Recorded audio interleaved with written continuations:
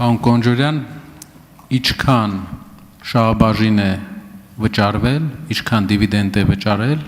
Հայ Post ընկերությունը պետական կառավարման անցնելուց հետո։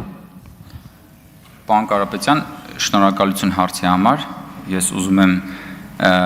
իլուր ձեզ եւ բոլորին ասել, որ ես Հայ Post ընկերության տնօրենը չեմ։ Հայ Post ընկերության տնօրենը իմ կինն է եւ ես Հայ Post ընկերության օպերացիոն աշխատանքային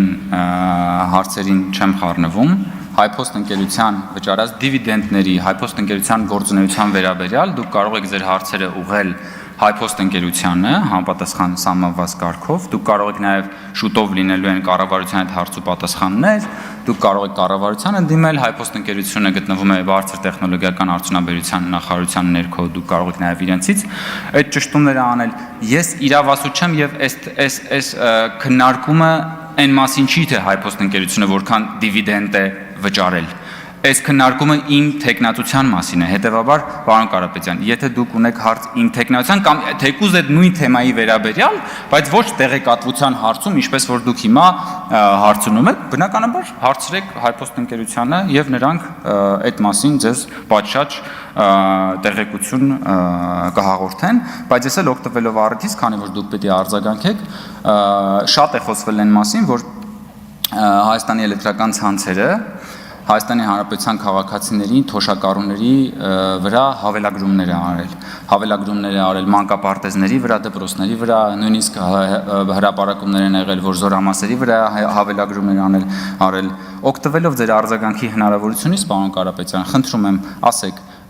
ունեք արդյոք դուք տեղեկատվություն, թե որքան հավելագրումներ է արել Հայաստանը փրկելու առաքելությամբ եկած ուժեղ Հայաստանը, դուք, ձեր ընտանիքը, ձեր հորեղբայրը, Հայաստանի էլեկտրական ցանցերը որքան հավելագրումներ է արել մեր թոշակառուների, մեր տատիկ պապիկների վրա, զորամասերի վրա, ինչպես որ նշվել են տարբեր հրապարակումներում, դպրոցների եւ մանկապարտեզների վրա, այսա իսկապես քաղաքական նշանակություն ունեցող հետաքրքիր հարց է,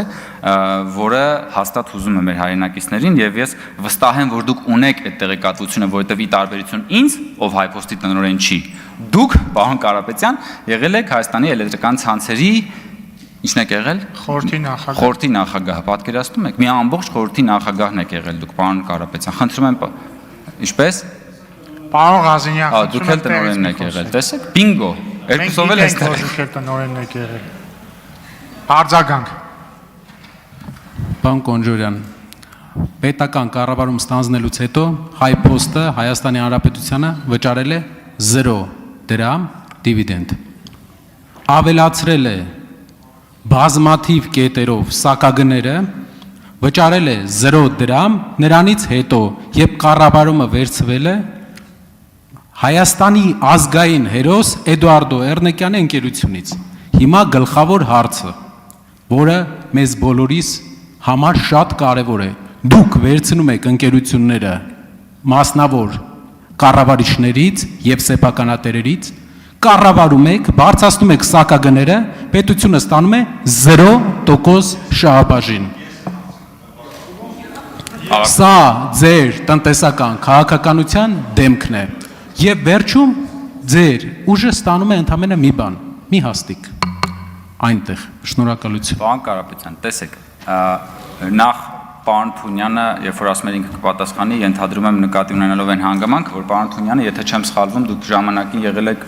խորհրդի անդամ, Հայ Post-ի կառավարման խորհրդի անդամ է եղել եւ բնականաբար որպես մարդ ով ներսից տիրապետում է այդ process-ներին, վստահ եմ շատ ասելիք կունենա։ Բայց ինչ վերաբերվում է, ես հասկանում եմ, որ դուք հղում եք անում Հայաստանի էլեկտրական ցանցերին։ Ինչ վերաբերում է Հայաստանի էլեկտրական ցանցերին, Հայաստանի էլեկտրական ցանցերը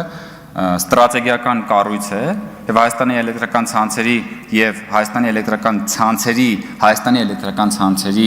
վերաբերյալ հրապարակումները, երբ որ արդեն նշանակվեց կառավարության կողմից կառավարիչ եւ բացահայտվեցին այն ահռելի խախտումները, այն հավելագրումները Հայաստանի Հանրապետության քաղաքացիներից, այն ահռելի ֆինանսական աճպարարությունները։ Ես իդեպ մի բան ասեմ, եթե դուք հաստատ հետևել եք, պարոն Ղազենյան, երբ որ 2024 դուք գիտեք, ես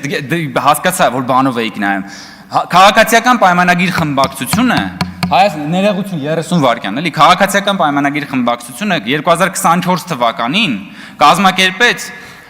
հետի վերաբերյալ հանրային քննարկում ազգային ժողովի 334 դահլիճում եւ խմբակցությունը քարի վրա չթողեց հետի կառավարում այն ժամանակ հրավիրված հետից մարդ չկար հրավիրված նախկին ՀՑԿՀ նախագահներ եւ այդտեղ մենք հասկացանք այն այլանդակությունները որ տեղի են ունեցել հետում ու դրանից է նաեւ սկսվել այդ ամբողջ պատմությունը խորհրդարանական վերահսկողության շրջանակներում խմբակցությունը բացահայտեց այնպիսի խախտումներ որոնք որ պարզապես ապշեցրել էին բոլորին եւ հասարակությանը